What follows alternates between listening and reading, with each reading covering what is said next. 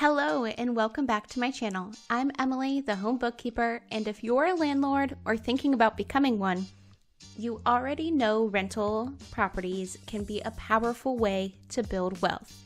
But here's the thing that nobody tells you up front. A lot of landlords overpay in taxes simply because they don't know what they're allowed to deduct. Today, I'm walking you through the most commonly missed tax deductions for landlords, why they get overlooked, and how to make sure you are not leaving money on the table. This is educational, not tax advice, but it will help you ask better questions and keep better records. So let's go ahead and get into it. Most missed deductions fall into three categories: poor record keeping, mixing personal and rental expenses, and not understanding what qualifies as a rental expense.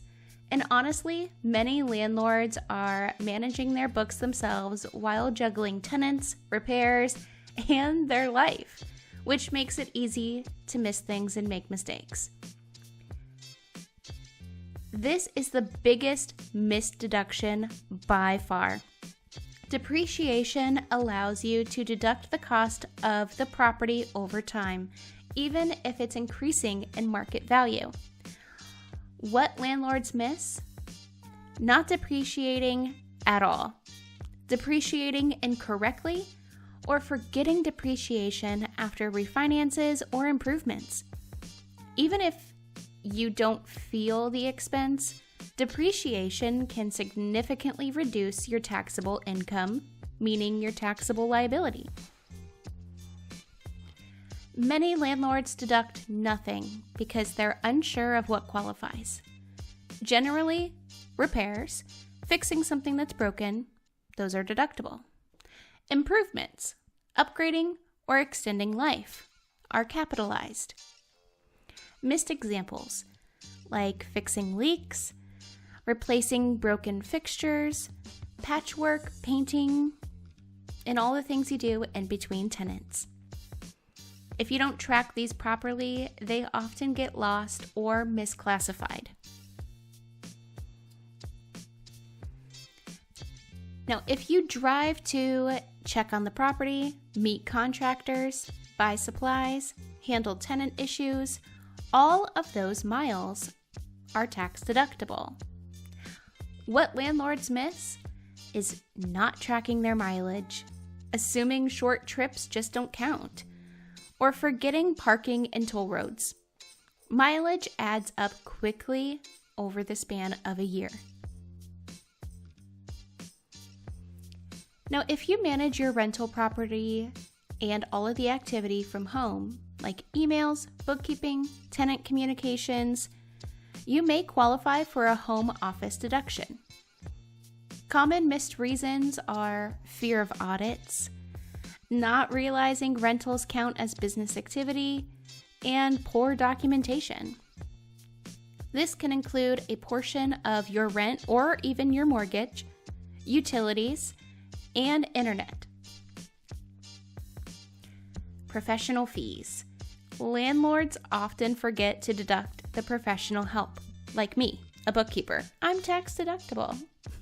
This includes, like I just mentioned, bookkeepers, accountants, property managers, and legal consultations. If the service supports your rental activity, it may be deductible. Most landlords deduct property insurance, but they often miss umbrella policies, landlord liability insurances, and business riders. If it protects your rental activity, it's worth reviewing.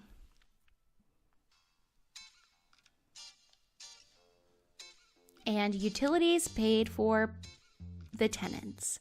If you pay for water, trash, electricity, or gas, or any other utility, even partially, those costs are oftentimes deductible. And they're oftentimes missed when utilities are all bundled together and expenses aren't separated properly. Up next, we have advertising and tenant placement costs. Costs to find tenants are definitely tax deductible, including listing fees, photography if you have to hire a photographer, screening services like credit checks and background checks. These often get lumped into miscellaneous and forgotten entirely. Bank fees and interest are often overlooked deductions. Mortgage interest, loan origination fees, bank service fees, and credit card processing fees. These all add up over time and are commonly missed without proper bookkeeping. Up next, we have software and administrative tools. If you use QuickBooks, a property management software, if you have to update your cloud storage, or get an e-signature tool, these are often deductible, but easy to forget when subscriptions are all placed on auto-renew these days. Here's how landlords can protect themselves. You really need to keep separate bank accounts. Track expenses every single month, not quarterly or yearly. Keep digital receipts. You can do so by using the QuickBooks mobile app. Reconcile your accounts regularly, and I mean every month, and review reports before tax time. Put off reviewing their reports until tax time, but that is not the time to be scrambling around trying to collect data or fix mistakes. Clean books lead to a confident tax filing. Now, most landlords don't miss deductions because they're doing something wrong. They miss them because no one ever showed them what to look for. Whether you manage your books yourself or you work with a professional bookkeeper, awareness is the first step to keeping more of your rental income.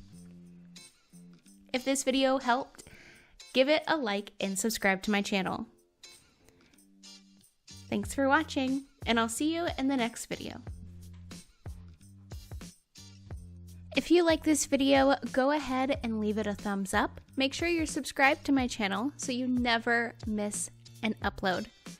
And if you need private QuickBooks online coaching or bookkeeping and payroll management, feel free to visit edjconsultinggroup.com.